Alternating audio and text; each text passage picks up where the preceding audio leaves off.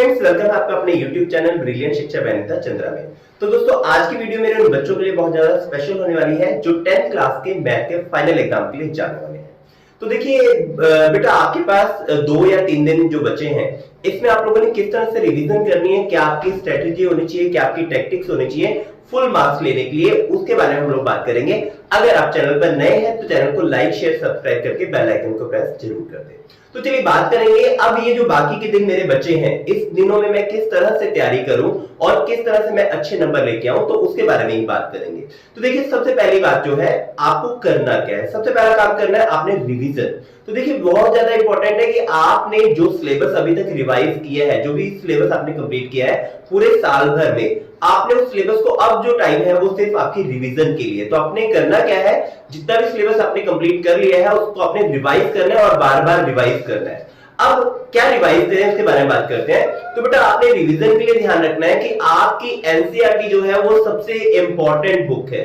तो एनसीईआरटी जो है 80 to 85% जो सिलेबस है आपकी एनसीईआरटी की बुक से आने वाला है। तो आपने करना क्या है, एनसीईआरटी बुक को खोलिए, आपने जितने भी चैप्टर आपके पास आ रहे हैं उन चैप्टर को एक बार अच्छे से रिवाइज कीजिए। उसके बाद जो एनसीईआरटी की बुक में एग्जांपल्स आपको दिए हुए हैं, स्पेशली उन एग्जांपल्स को आपने गो थ्रू होना है, उन एग्जांपल्स को भी आपने जरूर देखना है।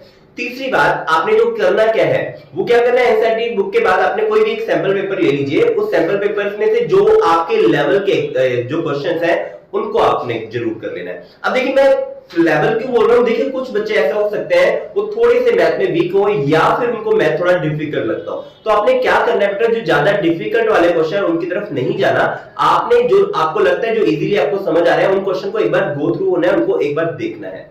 तीसरी बात जो आपकी है वो बहुत इंपॉर्टेंट है, सीबीएसई का सैंपल पेपर। देखिए, सीबीएसई ने एक सैंपल पेपर आपके लिए इशू किया था, आपने उस सैंपल पेपर को एक बार देखना है, एग्जाम का पैटर्न देखना है, क्योंकि आपका 2 घंटे का पेपर है, तो 2 घंटे में कितना सिलेबस किस तरह से आएगा उसका आपने ध्यान रखना है।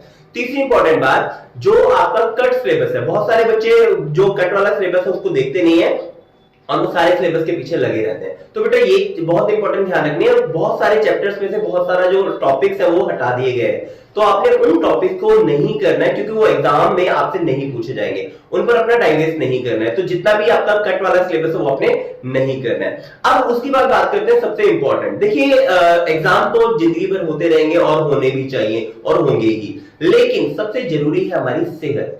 क्योंकि अगर आप इस समय में बीमार पड़ गए तो आपकी जो सारे साल की पढ़ाई है वो खराब हो जाएगी।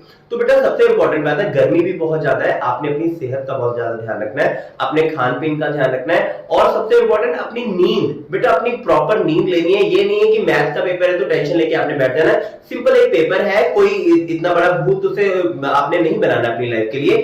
सिंपल सा पेपर है, इजी पेपर आएगा, मैं गारंटी दे रहा हूं आप लोगों को। बस आपने करना क्या, अपनी सेहत का ध्यान रखना है और अपनी जो रिवीजन है वो अच्छे से करें। एनसीईआरटी प्लस एक सीबीएसई का सैंपल पेपर वो आपने कर लेना है। तो चलिए बेटा, ये तो बात रही हमारी, आप लोगों ने किस तरह से अपनी तैयारी करनी है। तो अब बात करते हैं सबसे इंपॉर्टेंट दिन, मतलब वो हमारा जो एग्जाम वाला दिन है वो हमारे लिए सबसे इंपॉर्टेंट दिन है। उस दिन आपने क्या करना है। तो पहली बात, आपने बहुत कूल होके जाना है, अपना ब्रेकफास्ट जो भी है वो अच्छे से करके अपने एग्जाम सेंटर पर टाइम से पहुंच जाना है। तो देखिए, एग्जाम सेंटर पर लेट नहीं जाना है आप लोगों ने। अपने जो भी रोल नंबर, अपना पेन पेंसिल, जो आपकी है एडमिट कार्ड है वो अपने साथ में लेके जाना है। अब बात करते हैं एग्जाम सेंटर में अंदर जाने के बाद, जब आपको एग्जाम पेपर मिल जाएगा। देखिए, यहाँ पर सबसे पहली बात, आपने अपनी नर्व्स को कंट्रोल में रखना है, आराम से टेंशन फ्री होकर आपने सबसे पहला काम क्या करना है। आपको 15 मिनट मिलेंगे रीडिंग के लिए।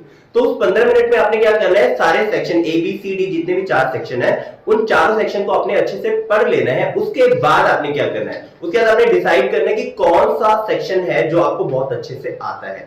अब देखिए, सबसे इंपॉर्टेंट बात, मैं मान लेता हूं मैंने देखा सेक्शन सी मुझे सबसे अच्छे से आता है, तो मैं क्या करूंगा, स्टार्ट करूंगा सेक्शन सी।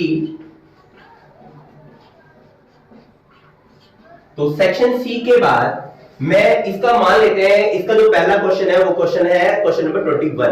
तो यहां पर मैं लिखूंगा आंसर नंबर 21। तो आंसर नंबर 21 के बाद मैंने क्या करना है, यहाँ पर जो आंसर अपना सॉल्व कर लेना। फॉर एग्जांपल मान लेता हूं, मुझे सॉल्व करना था a प्लस बी का होल स्क्वायर, मुझे सॉल्व करना था, मैंने सॉल्व कर दिया। a square plus b square plus 2ab। ठीक है, अब ये मेरा क्वेश्चन जो है यहां तक कंप्लीट हो गया। आपका 2-4 लाइनों में कंप्लीट हो जाएगा। इसके बाद आपने क्या करना है, 1 और 2। आपने एक या दो लाइन छोड़ देनी है। सबसे इंपॉर्टेंट बात, आपने जब आंसर को लिख दिया है उसके बाद एक लाइन दो लाइन छोड़ने के बाद नेक्स्ट मैं आंसर नंबर 22 करूंगा। अब देखिए आंसर नंबर 22 मुझे नहीं आता, तो मुझे क्या करना है बेटा, इसका 1 2 3 जितनी लाइनें मुझे लगती है, मुझे लगता है ये 5 लाइनें हो जाएगा, तो मैंने इसकी 7 लाइन छोड़ के फिर यहाँ पे आंसर नंबर 23 आपने स्टार्ट कर देना है। ठीक है, अगेन फिर वही तरीका रहेगा आपका, फिर आप लाइन छोड़ देंगे। तो ये वेरी इंपॉर्टेंट, क्या आपने करना है, सेक्शन वाइज आपने अटेम्प्ट करना है। बस सबसे पहला सेक्शन आपने वही अटेम्प्ट करना है जो आपको बहुत अच्छे से आता हो। जरूरी नहीं है आप सेक्शन ए से स्टार्ट करेंगे, मतलब फर्स्ट क्वेश्चन से स्टार्ट करना कोई जरूरी नहीं है।